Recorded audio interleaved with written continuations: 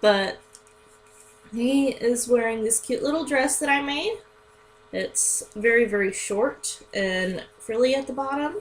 You can make it a little bit longer, just if you really want it to cover a tiny bit more. Add probably 2 to 3 more inches onto the middle piece for the length, and that'll probably come to about mid-thigh.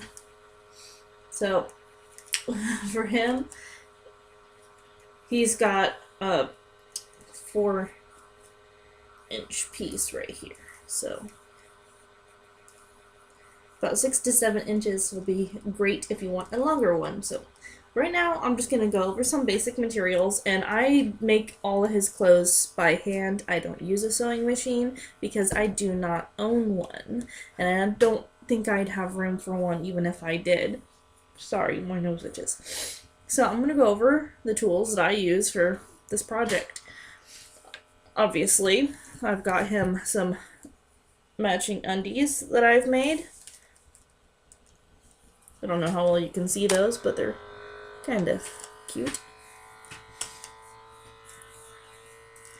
So I went and made myself a little pattern for that. I found one online, but I don't have a working printer. Like, the scanner part works, but it doesn't print. I've got some issues with it. I don't know what the problem is. I've tried to figure it out a million times. So here's the 2 pieces, the back and the front. And yeah, I basically just tried to copy it by looking at it, and I had to make a few adjustments. I'll put a link to the thing in the description. It'll be to my DeviantArt stash so that you can get the image for that and just print it out, adjust it for your doll size or whatever. But if you're going to print it out, I suggest using some cardstock. It's a little bit thicker, easier to work with, and you probably notice that there's blue marks on it. That's where this comes in. This is a disappearing ink pen. It dissolves in water, so literally all you have to do is just run underneath the faucet and get it a little bit wet, and it comes right off. Of course, it only works certain types of fabric. I recommend cotton because that's really the only thing I've tried with it. There are some types that probably it will not agree with, but that's what it's meant for. I got that at Walmart for like $4. And this is $1 at Walmart. It's just a spool of thread. This is a little bit thicker than normal. This is actually polyester instead of cotton. So yeah, now I've got a couple more tiny spools that came with my kit that I bought, which is a starter kit, and it was like $5. And the scissors came in that, so you're going to need some of those. I bought a little package of snaps. These were like a little over $2 with tax. So you're going to need those, and this also came in my kit. It's a little thing for ripping out threads if they just are in the wrong spot and you've made some sort of mistake, or it just looks horrid, you need to redo your stitching for whatever reason. There's that. Of course, you'll need some fabric, and this is the pattern that I used for the particular dress he's wearing. I don't want to use the same one, so I'll probably be doing something different, maybe using this instead. But this is just cotton. If you go into the quilting section in your local fabric store, they'll probably have some flat quarters cut out, and those are obviously used for quilting, but they're a perfect size for what you're going to need them for, and you'll even have a little left over. See, here's what's left over from me making his dress and everything that goes with it.